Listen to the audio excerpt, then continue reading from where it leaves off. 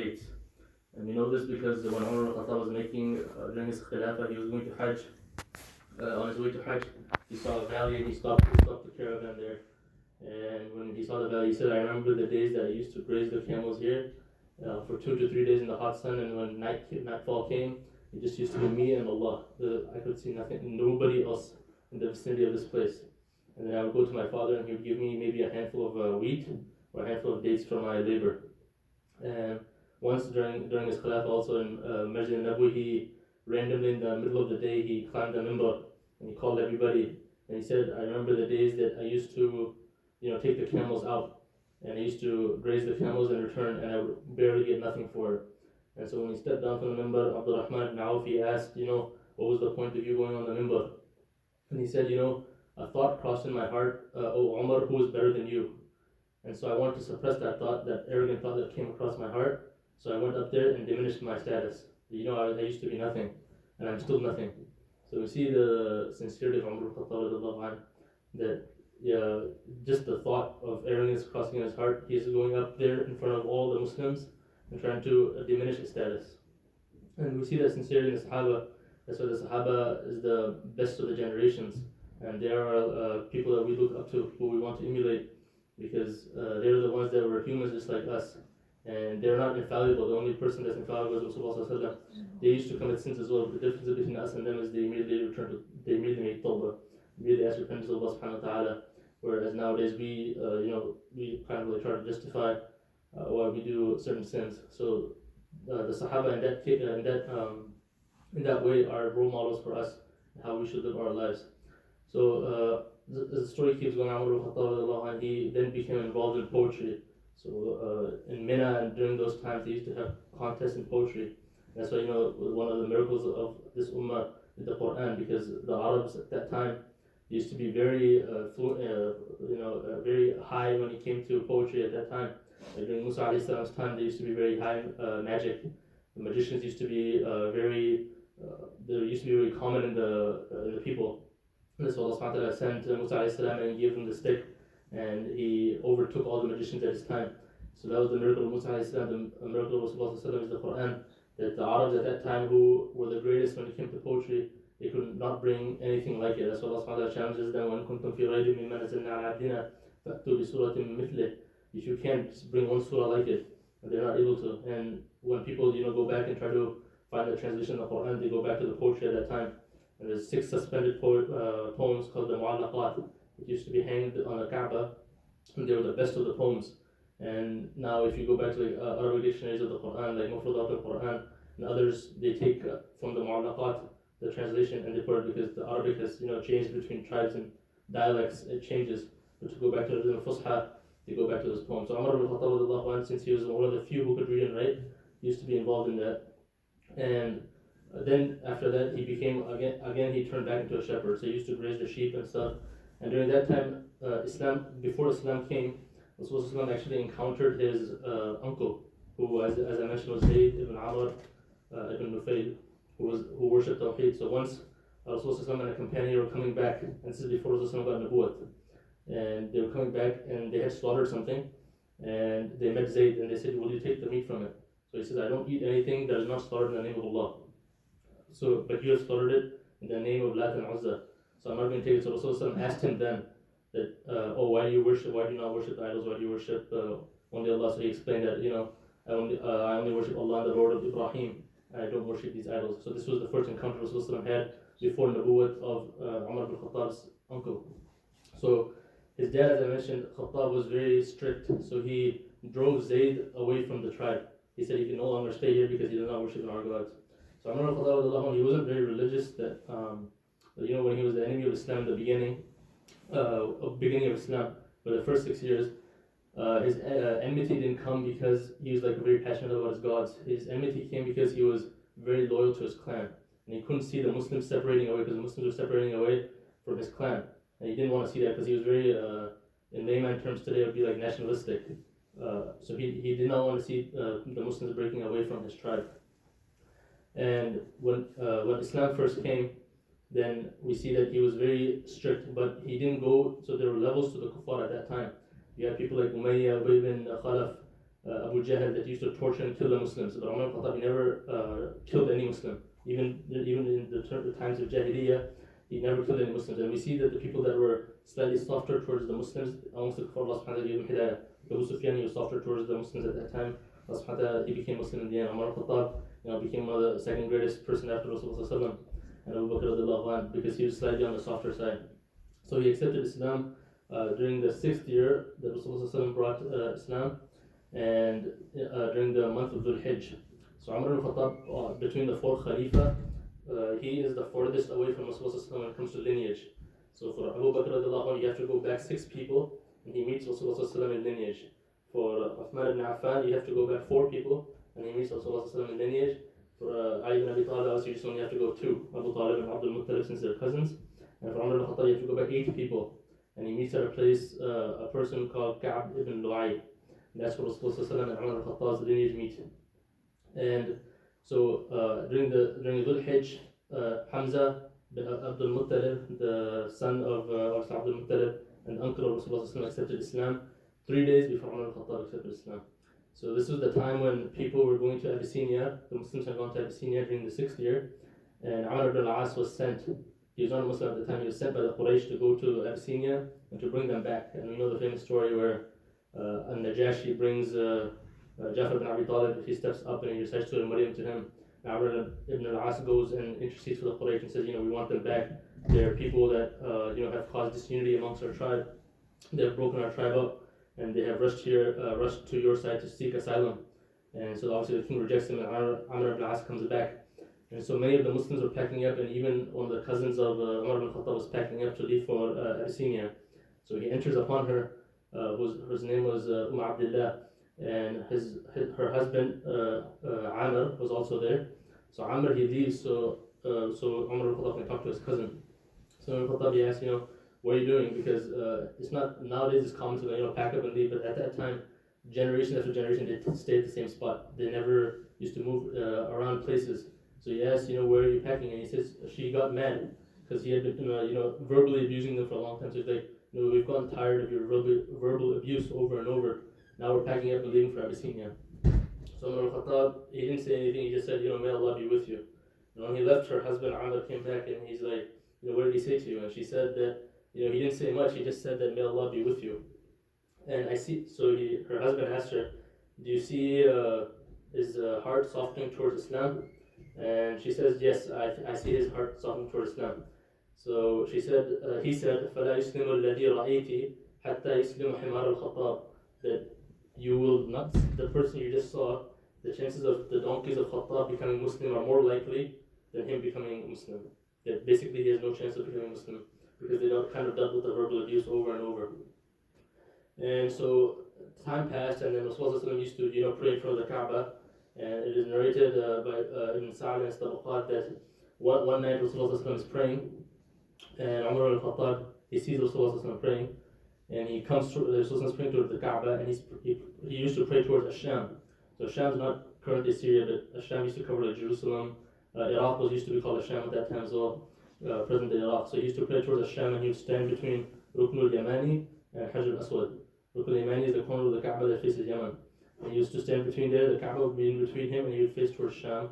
And so Umar al-Khattab, he says, I came, he's narrated by himself that I came, and I saw the ghilaf, or the cloth of the Kaaba, and I went underneath it. And so it's not tied down like it used to be, back then it didn't used to be tied down like it is nowadays. So I went under, and I kept coming across, until I was standing right in line of Rasulullah when he was praying. And I heard him reciting, and he was reciting Al-Haqqa. And when I heard the recitation of Rasulullah, my heart became soft. And then Rasulullah finished his prayer and he left. And Rasulullah is walking, Umar says, I started following him. And when I started following him, Rasulullah kept going for a distance, and then he turned around. And he saw me, and he said, Oh Umar, what are you doing at this time of hour? Hadi as-sa'a. What are you doing out at this time? And we actually see the bravery of Rasulullah, because this is pitch black. There's no lights, there's no lamps at that time. The only thing that lights the roads is the moon and the stars. Rasulullah is walking in a territory that everybody wants to kill him. At that time, there's only about 35 Muslims, and everybody wants to kill him. Umar al-Khattab is the biggest enemy. But Rasulullah has tawakkul on Allah. Like if you take the bravery of every person alive today, you cannot equal the bravery of Rasulullah. So he's walking, and Umar al-Khattab following him. He turns around and he says, What are you doing here, Ibn al-Khattab? And Umar, he says, I heard your recitation, and he kept quiet and he walked away. So that kind of initially opened his heart towards Islam.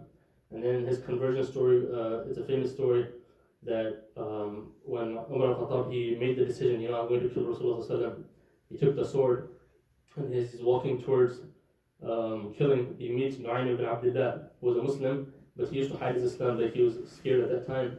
So he didn't used to profess it openly. So Umar did not know he was a Muslim already. So as he's going to kill Rasulullah, Nu'aym meets him and he says, where are you going? He says, I'm going to kill Rasulullah, Muhammad bin Abdullah, who has come and broken our clan up. So he says, why are you going to kill him? How about you fix your own house first? So he says, what do you mean? He says, don't you know your sister Fatima and her husband, who's the cousin of Umar, Sa'id bin Zayd. By the way, Sa'id bin Zayd is the son of Zayd bin Amr ibn Nufayl, who I mentioned, was one of the four Hanafa. So he's his son and he's one of the Ashra al-Mubashara. So we don't really talk about him, like his history is not well known, and unfortunately we don't know much about him. But he's one of the Ashra al-Mubashara and he is the cousin of Umar al-Khattab. So they have converted to Islam. So Umar al-Khattab gets angry and he starts walking towards his sister's house. And as he's approaching, his sister and her husband Sa'id, they're learning Quran from Khabbab ibn Arat. And I mentioned Khabbab ibn Arat a while back. Khabbab ibn Arat is the one where during the Khilafah of Umar ibn Khattab that he asked, can we? They were reminiscing about the stories of the one they accepted Islam, and they asked Khabbab, and Khabbab, he showed his back, and his back was completely burned. And he said, kuntu a'mal haddad, and I used to be an ironsmith or a blacksmith. And at the end of my, when I used to finish my work service, the woman that I used to work for, Umar, she used to take the coal and she would put it on my back. And then Rasulullah, he passed by and he saw me like this. And he said, Khalas bil Khabbab, you have patience with Khabbab, and he made the dua, Allahumma ansur Khabbab, Allah help Khabbab. And Khabbab, obviously, he was relieved of that at that time. And he was the one who was teaching the sister of Umar al-Khattab and her husband the Quran. And they were reading Surah Taha. And when they heard the footsteps of Umar al-Khattab, Khabbab ibn Arat, he saw him. And he went and hid under one of the sheets of cloth that was hanging from the roof. He went and hid behind it. And so Umar al-Khattab entered the house and he said, I was hearing whispering from the outside. What were you guys talking about? And they said nothing, and they hid the Mus'haf, which had Surah Taha written on it. And he got mad and he lifted Sa'id ibn Zayd, the husband, and he was shaking him violently, saying, what were you doing? What were you reciting? And he did not say anything, so his sister came in front of him. That's when Umar al-Khattab got mad and he struck her, and she started bleeding. And when he saw the blood on his sister's face, that's when his heart became soft. And he said, I just want to see what you were reading. So she said, you're not impure, you have to take ghusl before you can touch the Mus'haf. And so he goes and takes the ghusl and he comes back, and she presents the Mus'haf to him, and he starts reading Surah Taha until he reaches the verse, إِنَّنِي أَنَا اللَّهُ لَا إِلَهَ إِلَّا أَنَا فَاعْبُدْنِي وَأَقِمِ الصَّلَاةَ لِذِكْرِي. And when he reads that verse, and he says that this kalam is obviously blessed and is filled with rahmah. And then he obviously says, Ashhadu an la ilaha illallah, Ashhadu anna Muhammadan Rasulullah. And he goes towards Darul Arqam, which is the place where Rasulullah used to be. And as he's approaching, the Sahaba, they see him from coming with the sword. And so some of the Sahaba, Umar Khattab's coming with the sword. So Hamza, who was already Muslim at that time, he said, let him come, and I'll deal with him. Because Hamza, he's a upper status in Quraysh, so he has power. So when Umar ibn Khattab comes, they open the door, and he obviously bear witnesses that La ilaha illallah Muhammadan Rasulullah, and the Muslims for the first time, they go and pray for the Kaaba. So at that time, only Rasulullah used to pray for the Kaaba for the first 6 years. But the day Umar al-Khattab accepted Islam, then the Muslims for the first time prayed in Juma'a in front of the Kaaba. And that's why Abdullah ibn Mas'ud, who was a lower ranked person in terms of status, because he was Yemeni and he was a slave, he says that in the Islam Umar, the Islam of Umar, Kana Fathan, was one of the first victories for Islam. When Umar accepted Islam, it was one of the first victories. And Umar al-Khattab, some people, one of the famous stories that goes on about him is that during Jahiliyyah that he used to bury his daughter alive. And this is actually a fabricated story. Some of those stories about Umar al-Khattab, we need to make sure, because some of the enemies of him come up with fabricated stories, and we know this is not true, based on his own daughter. His own daughter is Hafsa, his first daughter, and Banu Adi, the tribe, they were not known for killing their infant daughters, while the other tribes in Quraysh were known for that. They weren't, and even his kunya is Abu Hafs. So usually it would be based on a son, but he didn't have a son. His firstborn was a daughter, Hafsa, who was obviously Ummahatul Mu'mineen, our mother. and his second born was Abdullah bin Umar, the famous Abdullah bin Umar.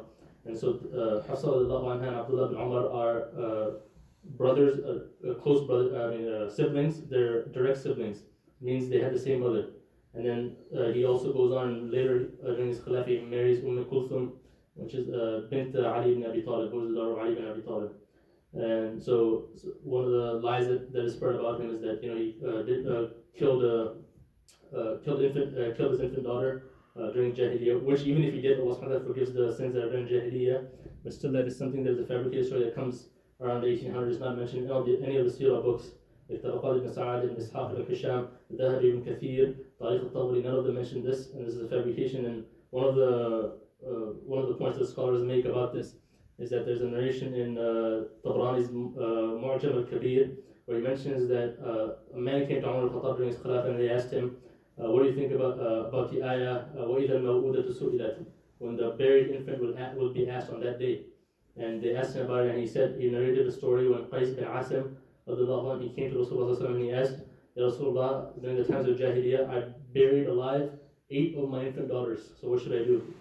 So Rasulullah, he said, if you have 8 slaves, free them all. And he says, Rasulullah, I don't have any slaves, but I have camels. And he said, take the 8 of your best female camels and give it in sadaqah, and to recompense for burying those 8. So the scholars say that if Umar al-Khattab had buried his own daughter, he would not have given the example of Qais bin Asim, but he would have given his own example. So that's why some of the stories that come out of the Sahaba sometimes we need to confirm, because they can be lies about them. So just to finish, one of the things that Umar al-Khattab is known for, that his son says, is he used to enjoin upon the dhikr. So one of the lessons we can get from his life is that he was very someone who always told the people and enjoined dhikr. That one of the last statements of his life, he said that I enjoin you upon dhikr because it's definitely a healing, and I enjoin you and I warn you away from the dhikr of people, because that is definitely a disease. Because when you keep talking about people, people are going to obviously fall into slander, backbiting, other things that are going to lead you to accumulate your bad deeds. And he's always used to talk about dhikr. And even Imam Malik, he has an entire chapter called Imam Malik, Babu ma ja'a fi dhikri Allahi tabaraka wa ta'ala. He has an entire chapter on the dhikr of Allah subhanahu wa ta'ala. And he says that the dhikr of Rabbuna subhanahu, that the dhikr of Allah subhanahu wa ta'ala, amara bihi Rabbuna subhanahu fi kitabih, wa amara bihi Rasulullah sallallahu alayhi wa sallam fi hadithi. It is the command of Allah subhanahu wa ta'ala in the Quran, and it is the command of Rasulullah sallallahu alayhi wa sallam in the hadith. And he said, قال ربنا سبحانه فاذكروني أذكركم. قال ربنا سبحانه ولذكر الله أكبر. قال ربنا سبحانه يا أيها الذين آمنوا اذكروا الله ذكرا كثيرا. قال ربنا سبحانه إن المسلمين والمسلمات والمؤمنين والمؤمنات والقانتين والقانتات والصادقين والصادقات والصابرين والصابرات والمتصدقين والمتصدقات والصائمين والصائمات والحافظين فروجهم والحافظات والذاكرين الله كثيرا والذاكرات أعد الله لهم مغفرة وأجرا عظيما. وقال ربنا سبحانه واذكروني أذكركم واذكروا الله كثيرا. قال ربنا سبحانه يا أيها الذين آمنوا لا تلهكم أموالكم ولا أولادكم عن ذكر الله. So Allah subhanahu wa ta'ala continuously mentioned dhikr. And this is something Umar al-Khattab was known for, that he used to continuously remind during his khilafah for people to enjoy dhikr. Because Allah subhanahu wa ta'ala, when he describes the people of dhikr, he describes them as ulul albab, the people of understanding. And when he describes the people of ulul albab, the people of understanding, he says they're the people who do dhikr consistently. إن في خلق السماوات والأرض واختلاف الليل والنهار لآيات لأولي الألباب الذين يذكرون الله قياما وقعودا وعلى جنوبهم. That Allah subhanahu wa ta'ala says in the creation of the heavens and the earth and the turning of the night and the day are signs for the people of understanding, ulul albab. And who are they? الذين يذكرون الله قيام, the one who remember Allah subhanahu wa ta'ala standing, وقعودا وعلى جنوبهم, sitting, and they also remember Allah subhanahu wa ta'ala on their sides. There's many narrations by Rasulullah emphasizing the importance of dhikr. رواه البخاري ومسلم في صحيحه عن أبي موسى الأشعري رضي الله عنه أن رسول الله صلى الله عليه وسلم قال مثل الذي يذكر ربه والذي لا يذكر ربه مثل الحي والميت. The example of the person who does dhikr and the one who doesn't do dhikr is like the person who is alive and the person who is dead. The one who is doing dhikr, his heart is alive, and the one who is not doing dhikr, his heart is dead, essentially. Another hadith رواه مسلم في صحيحه عن أبي هريرة رضي الله عنه أن رسول الله صلى الله عليه وسلم قال لا يقعد قوم يذكرون الله إلا حفتهم الملائكة وغشيتهم الرحمة ونزلت عليهم السكينة وذكرهم الله في من عنده. Rasulullah, he says that it never happens when people gather to do the dhikr of Allah subhanahu wa ta'ala, except the angels gather around them, and they're showered with mercy, and sakina descends upon, tranquility descends upon them. Allah subhanahu wa ta'ala mentions them. And then another hadith, رواه مسلم في صحيحه عن أبي هريرة رضي الله عنه قال كان رسول الله صلى الله عليه وسلم يسير في طريق مكة فمر على جبل يقال له جندان قال صلى الله عليه وسلم سيروا هذا جندان سبق المفردون قالوا وما المفردون قال صلى الله عليه وسلم ذاكرون الله كثيرا وذاكرات. Rasulullah is going towards Mecca and he comes across a mountain whose name is Jundan, and he said, this is Jundan سبق المفردون. The Mufaridun have gone ahead. They asked Ya Rasulullah, who are the Mufaridun? He says, Adhakirun Allah kathirun wa dhakira, the men and women who are consistently remembering Allah subhanahu wa ta'ala. Another final hadith, رواه Imam Ahmad والترمذي وابن ماجه عن عبد الله بن بصر رضي الله عنه أن رجلا قال يا رسول الله إن شرائع الإسلام قد كثرت علي فأخبرني بشيء أتشبث به. So a man came to Rasulullah sallallahu alaihi wasallam and he said, Ya Rasulullah, the Sharia of Islam has become too much for me. So give me something that I can stick to. So Rasulullah sallallahu alaihi wasallam, he said, لا يزال لسانك رطبا من ذكر الله.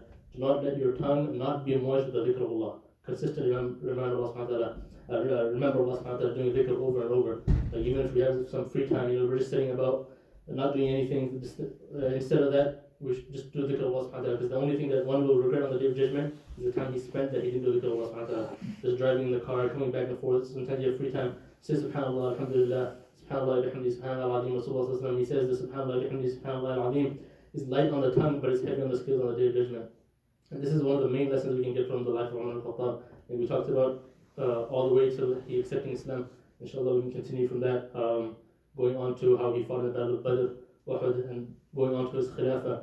But we also, just from the stories, it's good to learn the stories of the Sahaba, but we also need to get lessons out of it on how we can apply it to our lives. And one of the main lessons from the life of Umar al-Khattab is his persistence in joining others to do dhikr. And we should try and also emulate that attribute he had of consistently reminding others to do dhikr, and we should emulate that in our lives, incorporate that in our lives, also try and do dhikr as much as possible. So may Allah subhanahu wa ta'ala have mercy on Umar al-Khattab, may Allah subhanahu wa ta'ala make us like him and make us in the company of him and Rasulullah the life in the afterlife, inshallah. Subhanakallah wa bihamdika, ashhadu an la ilaha illa anta, astaghfiruka wa atubu ilayk.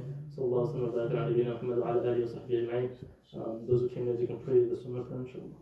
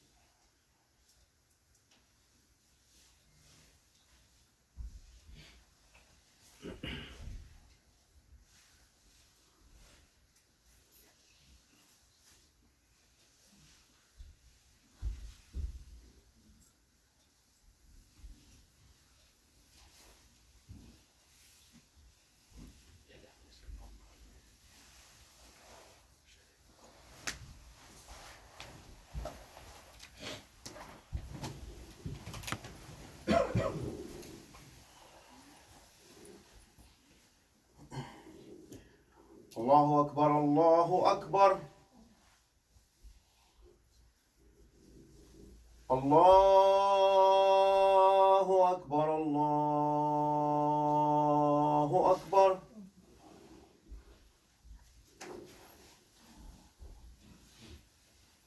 أشهد أن لا إله إلا الله.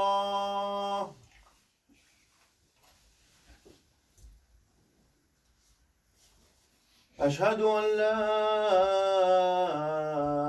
إله إلا الله.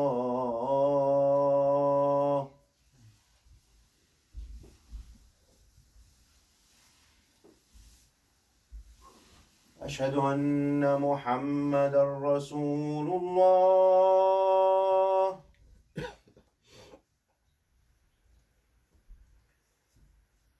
أشهد أن محمدًا رسول الله.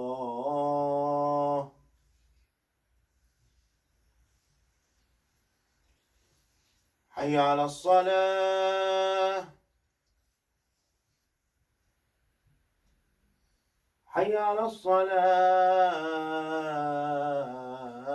الصلاة.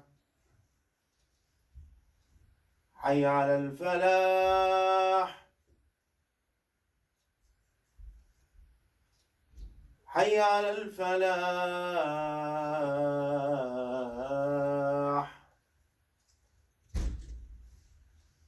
الله أكبر الله أكبر. لا إله إلا الله.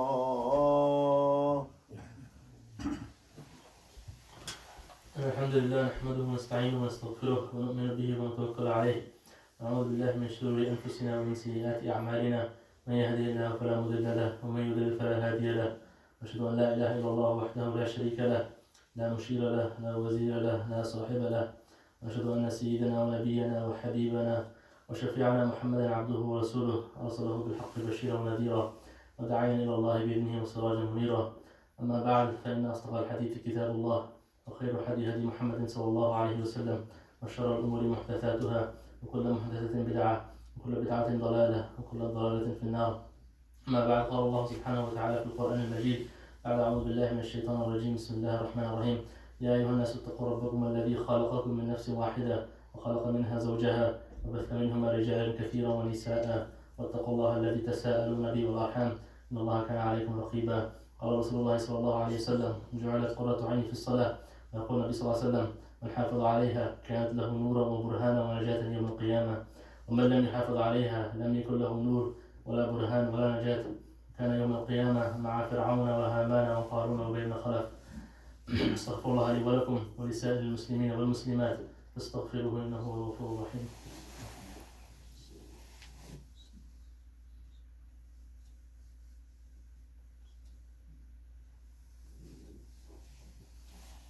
الحمد لله حمدا كثيرا طيبا مباركا فيه إن الله وملائكته يصلون على النبي يا أيها الذين آمنوا صلوا عليه وسلموا تسليما اللهم صل على محمد وعلى آل محمد كما صليت على إبراهيم وعلى آل إبراهيم إنك حميد مجيد اللهم بارك على محمد وعلى آل محمد كما باركت على إبراهيم وعلى آل إبراهيم إنك حميد مجيد. قال رسول الله صلى الله عليه وسلم أرحم أمتي بأمتي أبو بكر وأشدهم في دين الله عمر وأصدقهم حياء عن عثمان وقضاهم علي وفاطمة سيدة النساء أهل الجنة والحسن والحسين سيد شباب أهل الجنة وحمزة أسد الله وأسد رسوله اللهم اغفر العباس من ولده مغفرة وظاهرة وباطنة. اللهم أعز الإسلام والمسلمين وأذل الشرك والمشركين ودمر أعداء الدين. اللهم أصلح أحوال المسلمين في كل مكان. اللهم أرنا الحق حقا وارزقنا اتباعه وأرنا الباطل باطلا وارزقنا اجتنابه. اللهم لا سهل إلا ما جعلته سهلا وأنت تجعل الحزن إذا شئت سهلا. اللهم لا تدع لنا ذنبا إلا غفرته، ولا هما إلا فرجته، ولا كربا إلا نفسته، ولا عيدا إلا سترته، ولا مريضا إلا شفيته، ولا ميتا إلا رحمته، ولا مبتلا إلا عافيته، ولا ضالا إلا هديته، ولا مجاهدا في سبيلك إلا نصرته، ولا داعيا إلى هداك إلا وفقته، ولا عدوا إلا خذلته، ولا عقيما إلا رزقته، ولا عزبا إلا زوجته، ولا حاجة هي لك غدا إلا قضيتها ويسرتها يا أرحم الراحمين. ربنا تقبل منا إنك أنت السميع العليم، وتب علينا إنك أنت التواب الرحيم. صلى الله وسلم وبارك على نبينا محمد وعلى آله وصحبه أجمعين. عباد الله، إن الله يأمر بالعدل والإحسان وإيتاء ذي القربى وينهى عن الفحشاء والمنكر والبغي يعظكم لعلكم تذكرون. فاذكروني أذكركم واشكروا لي ولا تكفرون. أقيموا الصلاة.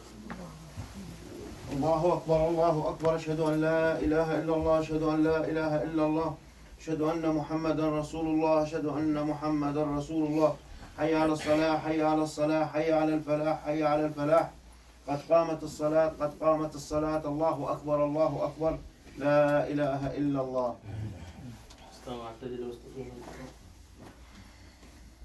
الله أكبر. الله.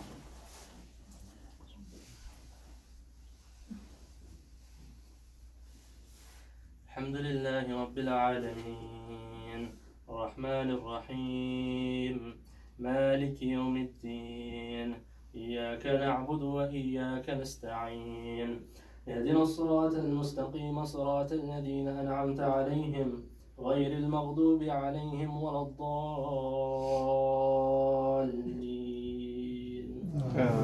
آمين.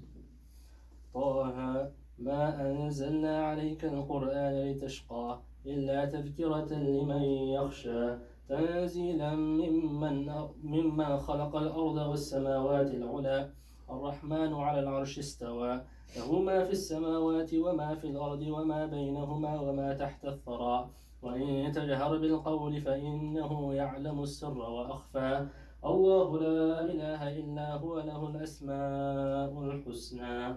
الله أكبر.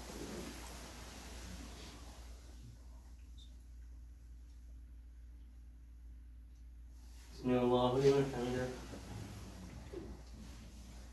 الله أكبر.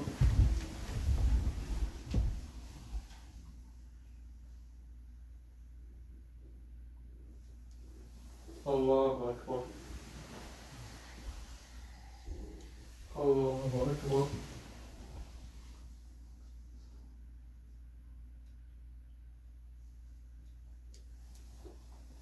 الله أكبر.